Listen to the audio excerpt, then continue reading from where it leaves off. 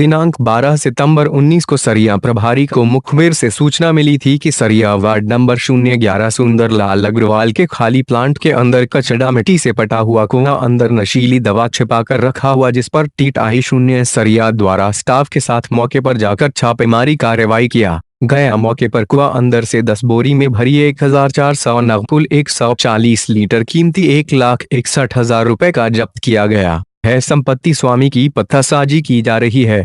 घटना के संबंध में अज्ञात आरोपी के विरुद्ध थाना सरिया में अपकृ 132-19 धारा 21-22 एनडीपीएस एक्ट की कार्यवाही की गई है।